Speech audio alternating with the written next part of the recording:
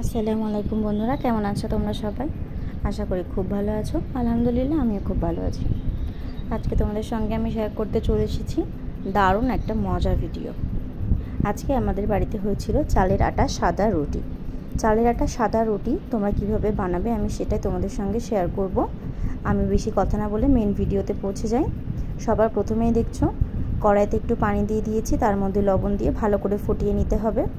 এরপরে চালের আটা মেপে মেপে এর মধ্যে দিতে হবে, অল্প অল্প করে দিতে হবে যাতে পুরোপুরি টাইট না হয়। খেয়াল রাখতে হবে চুলোর জালটা কিন্তু খুব আস্তে হবে। যদি তোমরা এটা গ্যাসে করতে চাও তাহলে কিন্তু এটা কখনোই হবে না। যদি উনুনের আঁচে করতে চাও তাহলে খুব ভালোভাবেই হবে। পুড়ে যাওয়া কাঠের যে আগুনটা থাকে সেটার উপরে কড়া বসিয়ে তারপরেই কিন্তু এই রান্নাটা খুব সুন্দর হবে। এই রুটি তোমরা যদি বানাতে চাও তাহলে কিন্তু এইভাবেই করতে হবে। যাদের বাড়িতে উনুন আছে তারা কিন্তু উনুনের আগুনের আঁচে এটাকে ভালো করে বসিয়ে তারপরে কিন্তু করতে পারবে। খুব বেশি জোরে কিন্তু জাল দেওয়া যাবে না, আর গ্যাসে করলে তো একেবারেই হবে না। তোমরা দেখছো কিভাবে আটাটাকে এর মধ্যে এই কড়াইয়ের মধ্যে দিয়ে গরম পানিতে ময়ান দিয়ে নেওয়া হয়েছে। এরপরে কিন্তু আটাটা একদমই গরম আছে, খুবই গরম, এটা মাখতে খুব সমস্যা হচ্ছিল। এটাকে ভালো করে কড়াইয়ের মধ্যে দিয়ে নাড়াচাড়া করে মিশিয়ে আলাদা একটা পাত্রে নিয়ে নিয়েছি। এরপরে ঠান্ডা পানি দিয়ে এটাকে মাখা হচ্ছে। অবশ্যই কিন্তু এখানে পানিটা দিয়ে মাখতে হবে, ঠান্ডা পানি দিতে হবে, যেহেতু আটাটা খুব গরম ছিল এই জন্য কিন্তু হাতে ভীষণ গরম লাগছিল। তার মধ্যে এমনিতেই গরমের দিন, প্রচণ্ড কষ্ট হচ্ছিল আটাটা মাখার সময়। এটা কিন্তু যত বেশি সময় দিয়ে তোমরা মাখবে ততটাই কিন্তু রুটিগুলো ফুলবে। তোমরা যদি এটাকে মনে করো যে ময়দা বা গমের আটা রুটির মতো করে এটাকে নর্মালি তোমরা বানাবে তাহলে কিন্তু সেটা একেবারেই হবে না। তোমরা দেখতে পাচ্ছ এর প্রসেসটা কিন্তু একেবারেই অন্যরকম। এই জন্য কিন্তু তোমরা যেভাবে দেখছো চালের আটা সাদা রুটি বানাতে চাইলে এইভাবেই কিন্তু বানাতে হবে। তোমরা দেখছো আটাটাকে কিন্তু বেশ অনেকক্ষণ ধরে মাখানো হচ্ছে, খুব শক্তভাবে চটকে এটাকে মাখতে হবে।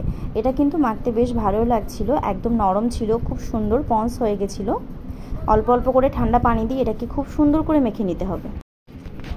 তারপরে এটাকে তোমরা দেখছো অল্প একটু আটা এখানে নিয়ে নেওয়া হয়েছে। আটাটা কিন্তু ভালো করে বেলে আবার সুন্দর করে চেপে গোল করে নিতে হবে। এটা তোমরা যত বেশি গোল করবে, যত বেশি মাখতে পারবে তত কিন্তু রুটিটা সুন্দর হবে, এটা মনে রাখবে। আর এটা বেলার সময় কিন্তু একেবারেই বেশি প্রেশার দেওয়া যাবে না, একদম হালকা করে এটাকে বেলতে হবে। খুব হালকা পরিমাণে এটাকে বেললে কিন্তু রুটিটা খুব সুন্দর হবে, পাতলা হবে।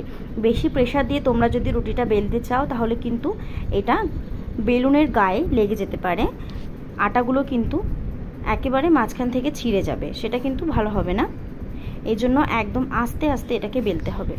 রুটিগুলো কিন্তু বেলার সময় সাইজে একটু বড় হবে, আবার তোমরা যখন এটাকে সেঁকবে তখন কিন্তু দেখতে পাবে আস্তে আস্তে এগুলো কিভাবে ছোট হচ্ছে।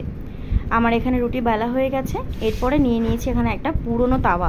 অবশ্যই কিন্তু পুরনো কালো তাওয়া হলে সব থেকে বেশি ভালো হবে, কিংবা মাটির তাওয়াতে আরও ভালো হবে। যদি তোমরা নতুন তাওয়াতে করতে চাও রুটি কিন্তু আটকে যাবে, তুলতে পারবে না, সেক্ষেত্রে কিন্তু সমস্যা হতে পারে।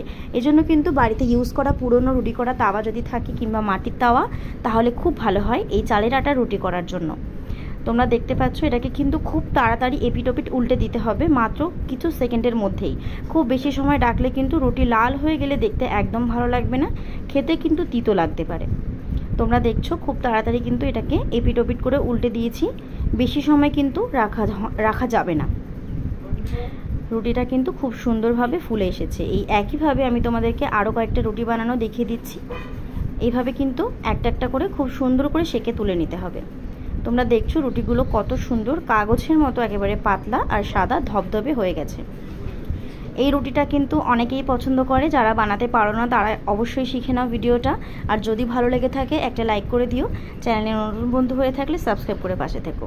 সাদা রুটি সাধারণত মাংসের সঙ্গে সার্ভ করা হয়। এখানে আমাদের বাড়িতে আজকে দেশি মুরগির ঝোল হয়েছিল, সেটার সঙ্গেই সাদা রুটিটাকে সার্ভ করা হয়েছে।